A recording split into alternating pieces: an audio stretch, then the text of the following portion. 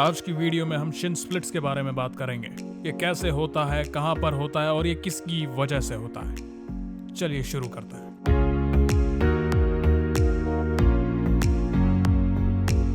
Shin splits या अधिक सटीक रूप से मीडियल टिबियल सिंड्रोम, जो बोलने में थोड़ा कठिन हो सकता है, इसलिए अगर आप इसे शिन स्प्लिट्स ही कहें तो माफ किया जा सकता है। यह एक ऐसी चीज है जिसे हम में से कई लोग अपने जीवन में अनुभव करते हैं। बात तो यह है कि अब भी कुछ हद तक ये एक रहस्य है, लेकिन इससे पहले कि मैं आपको ये समझाऊं कि ये क्या होता है, मैं आपको इसकी एनाटॉमी दिखाना चाहता हूं ताकि हम बेहतर समझ सकें। तो अगर हम इसे देखें तो हमारे पास एक पैर है, हम घुटना देख सकते हैं और इसे स्टेप डाइसेक्शन कहते हैं। और उसका रीजन ये है कि ये पैरों के नीचे जा रहा है, लेकिन हमारे पास घुटना है।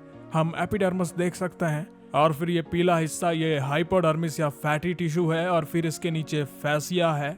फैसिया के बारे में खास बात यह है कि यह मांसपेशियों के समूह को घेरता है और विभाजित करता है। ये मेनली कोलन फाइबर से बना होता है, लेकिन यह एक बहुत ही दिलचस्प प्रकार का टिश्यू है जो शिन स्प्लिट्स के मामले में बहुत जरूरी भूमिका निभाता है। यह स्केलेटल मसल है और आप देख सकते हैं यह टेंडन में बदल रही है और यहाँ हमारे पास हड्डी भी है, यह टिबिया है जो आमतौर पे शिन बोन कहते हैं और इसीलिए शिन स्प्लिट्स भी कहा जाता है। लेकिन आप देख सकते हैं जैसे मैंने एक छेद किया है और यह हड्डी के अंदर होलो कैविटी देखने को मिल रही है, इसे मेडुलरी कैविटी कहते हैं। लेकिन मैं जिस चीज पर फोकस करवाना चाहता हूँ वो ये है, आप देख सकते हैं कि हड्डी की सतह पर हमारे पास एक और प्रकार का टिश्यू है और इसे पेरियोस्टियम कहते हैं और ये टिबिया की कॉम्पैक्ट बोन है। और फिर यहाँ पेरियोस्टियम है जो हड्डी की सतह पर कवर करता है। देखिए, पेरियोस्टियम लगभग उसी चीज से बना होता है जिससे फैसिया बनता है। फर्क सिर्फ इतना है कि ये अलग अलग जगह को कवर करता है। और एनाटॉमी में जब अलग अलग जगह पर कोई चीज होती है तो हम उसे एक नया नाम दे देते हैं। अब साथ ही पेरियोस्टियम की अपनी भी कुछ खूबियां होती हैं, जैसे इसमें बोन स्टेम सेल्स होते हैं और नर्व एंडिंग भी होती है। और एक और इम्पॉर्टेंट चीज होती है जिसका बहुत बड़ा रोल होता है शिन स्प्लिट्स में, फैसिया का टिबिया और टिबिया को घेरने वाले पेरियोस्टियम के साथ एक खास संबंध होता है। अगर आप ध्यान दें तो मैं अपने प्रोब को इसके नीचे स्लाइड कर सकता हूँ। जो मैं देखता हूँ वो ये कि टिबिया और पेरियोस्टियम एक साथ ब्लेंड हो रहे हैं। अच्छा, तो मान लीजिए कि आपको शिन स्प्लिट महसूस हो रहा है या किसी को भी शिन स्प्लिट्स महसूस होता है, तो उन्हें क्या महसूस हो रहा है? एक गहरा सा खोखला सा दर्द यहाँ टिबिया के निचले हिस्से में। अब कई बार आप देखेंगे कि लोग इसे मल रहे हैं और ये एक बहुत बड़ा साइन है कि आपको शिन स्प्लिट हो रहा है। लेकिन उससे बड़ा सवाल है कि शिन स्प्लिट्स होता क्या है। अब फिर इसकी भी दो थ्योरीज हैं और शायद इससे ज्यादा हो गई होंगी अब तो, लेकिन अगर हम दोनों को कंबाइन करेंगे तो मुझे शौक नहीं लगेगा अगर कुछ और ही बाहर आ जाए।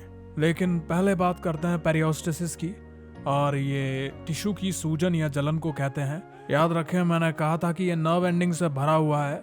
तो मान लीजिए आप कोई नया काम करते हैं, जैसे कि दौड़ना, कूदना या फिर हाई जंप या हाई इम्पैक्ट वाला काम, और इन मसल्स को टिबियालिस एंटीरियर कहा जाता है। और पीछे एक और मसल है जिसे मैं इस डाइसेक्शन में नहीं दिखा सकता, जिसे टिबियालिस पोस्टीरियर कहा जाता है। और एक और मसल है, अगर मैं इसे घुमाता हूँ तो हम यहाँ सोलिस का हिस्सा देख सकते हैं, तो यह गैस्ट्रोनिमस का हिस्सा है। और फिर हमारे पास सोलस है और ये दोनों आर्किलीज टेंडन से जुड़ता है। सोलस भी टिबिया के पीछे के हिस्से से जुड़ने वाला है। तो मान लीजिए कि ये मसल सिकुड़ रही है, और तो ये क्या कर सकती है? क्योंकि इनका ये अनोखा संबंध है, जैसे टाइबियलिस एंटीरियर की फैसिया का टाइबिया के एंटीरियर साइड पर मिलना, तो ये इसे खींचकर परेशान कर सकती है और इसे ही फैशियल ट्रैक्शन कहते हैं। और वही फैशियल ट्रैक्शन जब इसे खींच रहा है तो ये नर्व एंडिंग को परेशान कर सकता है और ये आपको कुछ सूजन हो सकती है। ऐसा नहीं है कि ये पेरियोस्टियम हड्डी से अलग हो रहा है, लेकिन ये सिमिलर है। और क्योंकि ये नर्व एंडिंग से भरा हुआ है तो आप दर्द का अनुभव कर सकते हैं, लेकिन फिर भी वो दर्द टिबिया के निचले हिस्से में होने वाला है। और एक और थ्योरी इसके साथ जुड़ती है, वो है स्ट्रेस रिएक्शन की। देखिए, हड्डियों को मजबूत होने से पहले उन्हें थोड़ी देर के लिए कमजोर होना पड़ता है। तो अगर मैं कूदना शुरू करूं तो मेरी हड्डियों पर बहुत ज्यादा प्रेशर पड़ेगा और इस वजह से वो थोड़ी सी कमजोर हो जाती है। और जैसे ही ऐसा होता है, हड्डी कहती है हमें इसे मजबूत करना होगा और हड्डी मजबूत बनने लगती है। लेकिन याद रखें कि हड्डी ठोस होती है तो अधिक बोन मिनरल से जुड़ने के लिए आपको पहले उसे नष्ट करना होगा, और इससे पहले कि आप इसे और मजबूत बनाएं आपको इसे कुछ समय देना होगा, और उसी समय में आपको कमजोरी के कुछ लक्षण देखने को मिलेंगे और उन्हीं में से एक है शिन स्प्लिंट्स।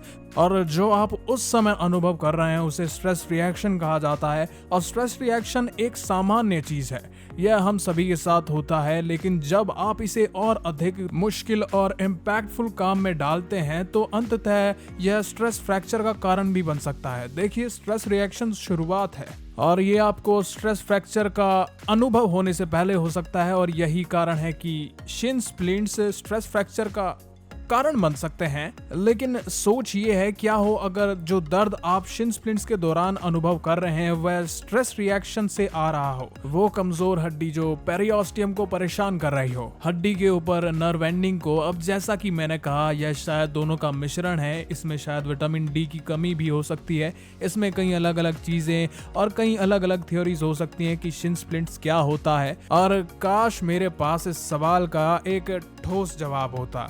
लेकिन अब आपके लिए सवाल उठता है कि क्या कर सकते हैं आप इससे बचने के लिए। खैर, ये आपके डॉक्टर पर डिपेंड करता है। कुछ डॉक्टर्स कंप्रेसिव स्लीव्स और कंप्रेसिव सोक्स का उपयोग करना पसंद करते हैं, और कुछ लोग मसाज थेरेपी और फिजिकल थेरेपी की सलाह देंगे। मूल रूप से मांसपेशियों पर दबाव कम करने की कोशिश करी जाती है, खासकर अगर वो पेरियोस्टियम को खींच रहा है, और ये एक फैशियल ट्रैक्शन का मुद्दा है। लेकिन सबसे बड़ी चीज जो इस सब में रहती है वो है आराम।